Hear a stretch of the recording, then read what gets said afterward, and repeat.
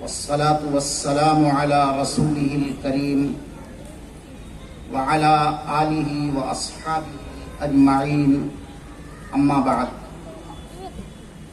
فأعوذ بالله من الشيطان الرجيم بسم الله الرحمن الرحيم ربنا آتنا في الدنيا حسنة وفي الآخرة حسنة وقنا عذاب النار صدق اللہ العلی العظیم۔ صدر محترم حضرت مولانا داؤد امینی صاحب، اس کانفرنس کے کنوینر حضرت مولانا جاوید صدیقی صاحب، اور بڑے جوش اور خروش کے ساتھ نظامت کے فرائض انجام دے رہے ہیں مولانا احرار الحق صاحب، جب حضرت نانوتوی رحمۃ اللہ علیہ کے خاندان کا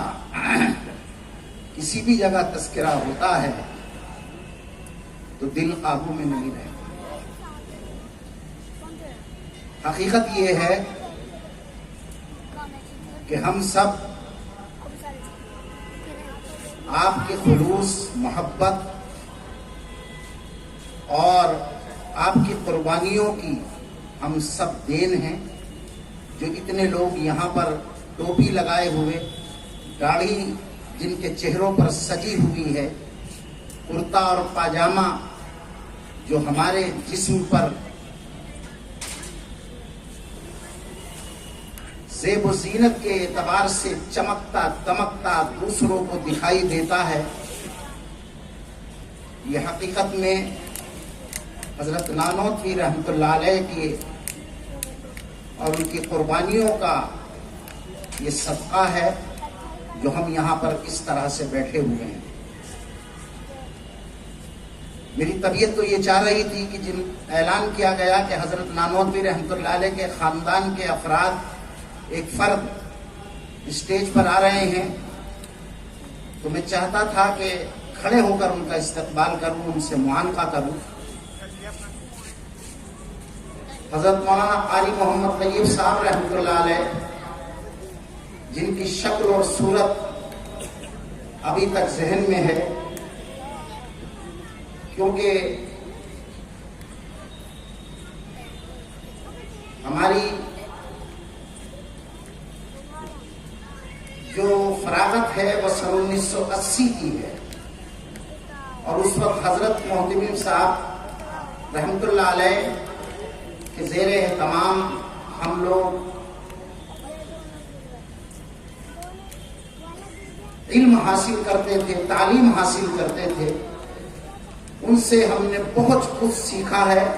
اور بہت کچھ حاصل کیا ہے۔ بہرحال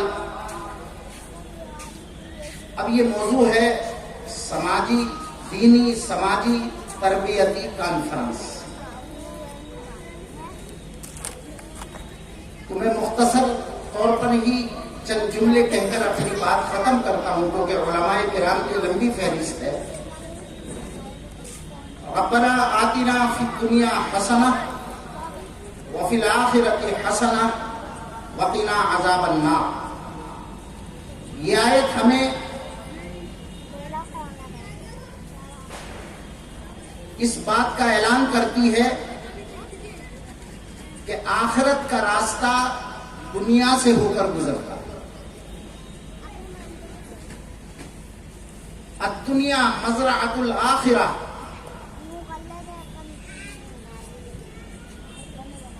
یہ دنیا آخرت کی کھیتی ہے، اور اس دنیا میں جو کچھ ہم کریں گے آخرت میں وہ ہمارے سامنے آ جائے گا۔ وَوَجَدُوا مَا عَمِلُوا حَاضِرًا، ہر چیز وہاں پر سب کچھ ظاہر ہو جائے گی جو آپ نے دنیا کے اندر کیا۔ اور نبی کریم صلی اللہ علیہ وسلم کی تعلیمات جو حضرت خدیجہ الکبریٰ رضی اللہ تعالی عنہا نے آپ کے لیے فرمایا تھا، اِنَّكَ لَتَصِلُ الرَّحِمَ وتحمل الكل وتكسب المعدوم وتقرى الضيف وتعين على نوائب الحق واللہ لا یخزیک اللہ ابدا. جس کا مفہوم اور مطلب یہ ہے کہ آپ صلہ رحمی کرتے ہیں، دوسروں کا بوجھ اٹھاتے ہیں، بے روزگار لوگوں کو روزگار دلانے کی انتھک بے انتہا کوشش کرتے ہیں، اور اس کے ساتھ ساتھ مہمانوں کی عزت کرتے ہیں، اور جہاں حق کا پہلو آتا ہے وہاں حق کے لیے آپ کھڑے ہو جاتے ہیں. اور پھر فرمایا کہ اللہ آپ کو کبھی رسوا نہیں کرے گا، کہیں پر فرمایا کہیں اللہ آپ کو ضائع نہیں کرے گا. نبی علیہ الصلوۃ والسلام کی تعلیمات ہمارے لیے اس بات کا اعلان کرتی ہے کہ عبادت کا راستہ خدمت خلق سے ہو کر گزرتا، آخرت کا راستہ دنیا سے ہو کر گزرتا ہے. یہ قرآن کی تعلیم ہے، اور نبی علیہ الصلوۃ والسلام کی تعلیم یہ ہے کہ عبادت کا راستہ خدمت خلق سے ہو کر گزرتا ہے. اب اس کے اندر دین بھی آ گیا، سماج بھی آ گیا، دینی جو کیفیت ہماری ہونی چاہیے وہ بھی آ گئی، اور جو سماجی اعتبار سے ہم لوگوں کی ذمہ داری ہے، ہم ٹوپی لگانے والے ائمہ حضرات، علماء حضرات، مدارس کو چلانے والے، ہماری ذمہ داری ہے کہ ہم دین کے وہ راستے اختیار کریں جس سے ہم نسل نو تک اپنے پیغام کو صحیح طریقے سے پہنچا سکیں، اور سماجی طور پر ہم اس طریقے سے کام کریں جس طریقے سے آپس کے اندر پیار و محبت اور بھائی چارہ ہمارے درمیان قائم رہے. اسی اسٹیج سے اتحاد اور اتفاق کی دعوت انتہائی ضروری ہے. علاقائی طور پر جو رسم و رواج ہمارے یہاں پر موجود ہیں، کچھ محرم کے مہینے میں کچھ رسم و رواج علاقائی طور پر کیے جاتے ہیں، کچھ رجب کے مہینے میں کیے جاتے ہیں، کچھ دوسرے اور مہینوں میں کیے جاتے ہیں. یہ سب رسم و رواج ہیں، اور اگر سنت ہے تو وہ بین الاقوامی انٹرنیشنل ہوگی. یہ جتنے اگر کوئی علاقائی طریقے پر کوئی چیز منائی جاتی ہے یہ سب رسم و رواج ہیں، اور اگر بین الاقوامی طور پر کوئی چیز ہوگی تو وہ سنت کہلائے گی اور وہ بین الاقوامی ہوگی. لہذا سنت اور رسم و رواج میں فرق یہی ہے کہ وہ بین الاقوامی انٹرنیشنل ہے اور یہ علاقائی ہے. مثال کے طور پہ امام صاحب نماز پڑھاتے ہیں دہلی کی جامع مسجد میں، یا دہلی میں جتنے مساجد ہیں سب تمام حضرات کی ذمہ داری ہے کہ اس کے اندر وہ قرآن پڑھیں. فَقْرَؤُوا مَا تَيَسَّرَ مِنْهُ. دہلی ہی نہیں، ہمارے ملک میں بہت سی زبانیں، ہمارے صوبائی زبانیں موجود ہیں. کشمیری زبان، بنگلہ زبان، تمل ناڈو کی زبان، کناڈا زبان، کیرالہ کی زبان، ساری زبانیں علیحدہ ہیں. لیکن جب آپ ہندوستان کی کسی مسجد میں جائیں گے تو قرآن کی جو تلاوت ہوگی، جس کے ذریعے نماز ہوتی ہے اور اس کے بغیر نماز نہیں ہوتی، وہ عربی کے اندر ہوگی، وہ قرآن پڑھا جائے گا. اس کا ترجمہ اگر کوئی چاہے کہ بنگلہ میں سورہ فاتحہ کا ترجمہ کر دوں یا کسی سورت کا ترجمہ کر کے میں اپنی نماز کو پوری کر لوں، اس لیے کہ عربی تو ہماری سمجھ میں نہیں آتی، تو مفتی صاحب فتویٰ دیں گے کہ نہیں آپ کی نماز نہیں ہوئی.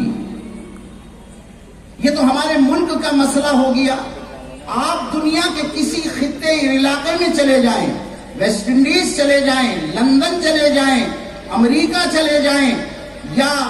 افغانستان چلے جائیں، سب کی زبانیں علیحدہ علیحدہ ہیں، لیکن جب نماز امام پڑھائے گا آپ کسی مسجد کے اندر جائیں گے، وہاں پر وہی قرآن پاک کی عربی تلاوت کے بغیر کوئی امام اس کے بغیر نماز ادا کرا ہی نہیں سکتا، اور اگر کسی نے کرا بھی دی، اس کا ترجمہ پڑھ بھی دیا تو اس کی نماز نہیں ہونے کی ہے۔ کیوں؟ یہ انٹرنیشنل معاملہ ہے اور یہ نبی علیہ الصلوۃ والسلام کا دیا ہوا طریقہ ہے۔ اے آپس کے اندر مسلمانوں، تم سب متحد ہو کر ایک مسجد کے اندر اسی اللہ کے کلام کو پڑھو گے، چاہے دنیا کے کسی بھی خطے کے اندر تم جاؤ، تمہاری نماز جو ہے وہ اسی طریقے سے ہوگی کہ عربی قرآن تمہیں وہاں پر اس کی تلاوت کرنی پڑے گی۔ اس لیے قرآن نے ہمیں سب سے بڑا پیغام یہ دیا کہ اے لوگوں، آپس کے اندر تم متحد ہو جاؤ، علاقائی رسم و رواج کو چھوڑ کر بین الاقوامی اور انٹرنیشنل جو تمہارے لیے انتہائی ضروری ہے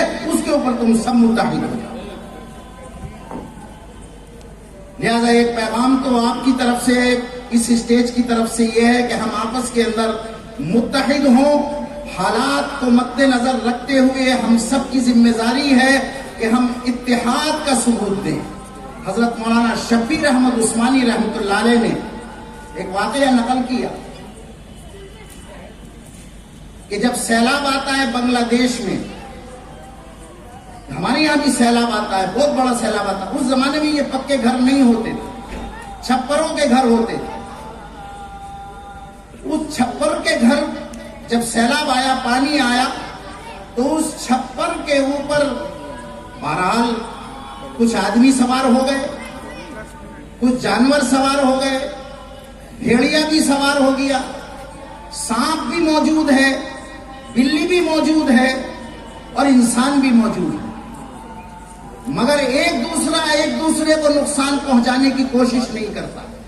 ہرن چوکھڑی نہیں مارتا، انسان اس کا شکار نہیں کرتا، سانپ اس کو کاٹتا نہیں، بلی پر بھیڑیا کتا حملہ نہیں کرتا، اور سب اپنے اپنے جگہ پر پریشان حال ہیں۔ اس کا مطلب یہ ہے کہ جب پریشان انسان ہوتا ہے تو اس کے لیے ضروری ہے کہ ہم اتحاد اور اتفاق کے ساتھ اپنی ذمہ داری کو قائم کرتے ہوئے اتحاد اور اتفاق کا ثبوت دیں۔ وَإِذَا الْوُحُوشُ حُشِرَتْ، یہ تمام وہ جانور جو وحشی جانور ہوں گے وہ قیامت کے دن سب اکٹھے کر دیے جائیں گے۔ یقیناً یہ اللہ کی طرف سے ایک اعلان ہے، لہذا موجودہ وقت میں ہماری ذمہ داری ہے کہ ہم متحد ہو کر اتفاق اور اتحاد کے ساتھ یہ جزوی اختلافات کو بھلا کر اور ہم سب اس قرآن پر، اس حدیث پر آ جائیں جو میں نے راستہ آپ کو شروع میں بتایا کہ قرآن کی یہ آیت ہمیں اس بات کا اشارہ دیتی ہے کہ آخرت کا راستہ دنیا سے ہو کر گزرتا ہے اور عبادت کا راستہ خدمت خلق سے ہو کر گزرتا ہے۔ اب دنیا کے اندر لوگ مخالفت بھی کرتے ہیں، قرآن جلائے گئے، ڈنمارک کے اندر توہین رسالت بھی کی گئی اور قرآن جلایا بھی گیا، سویڈن کے اندر قرآن جلایا گیا، اور بھی بہت سی جگہ اس طرح کے واقعات پیش آئے۔ 15 سال پہلے وائٹ ہاؤس کے سامنے ڈیوڈ جونز ایک پادری تھا، اس نے وائٹ ہاؤس کے سامنے قرآن جلایا، ہمارے علماء نے اس کے اوپر احتجاج نہیں کیا، بلکہ دنیا والوں کو ایک پیغام دیا اور اپنی قوم کو ایک پیغام دیا کہ کسی کے قرآن جلانے سے قرآن تو مٹ نہیں سکتا، لیکن کم سے کم اپنے گھر کے اندر ایک حافظ قرآن بنائیں۔ اور یہ فارمولہ اتنا کامیاب ہوا کہ آج کے دور میں کروڑوں کی تعداد میں حافظ موجود ہیں۔ لہذا کبھی بھی اس طرح کے مسائل سامنے آئیں تو ہم بجائے اس کے کہ احتجاج کریں، اپنے وقت کو برباد کریں، وہ بہت آہستہ انداز میں، سلو انداز میں ہم یہ کوشش کریں کہ ہم اپنے بچوں کو قرآن کی تعلیم دیں اور قرآن کے ساتھ ساتھ قرآن فہمی کا ہم جو پیغام ان کو دے سکتے ہیں وہ دینے کی کوشش کریں۔ آج دنیا بہت آگے بڑھ رہی ہے، چندریان 3 چاند پر کمندیں ڈال رہا ہے اور ہمارا ملک بھی وہاں پر پہنچ گیا، لیکن ہماری اب تک کی وہ آپس کی جتنی تربیت ہونی چاہیے تھی اس سے ہم دور ہو چکے ہیں۔ ایک بات میں آپ سے آخر میں کہہ کر رخصت ہوتا ہوں، یہ جو تربیتی موضوع ہے یہ بڑا اہم ہے۔ اگر تربیت یہاں ہوگی، میں بڑے سخت الفاظ تو نہیں ہیں لیکن ہاں میرے دلی جذبات ہیں، اگر یہ تربیت اس اسٹیج پر ہوگی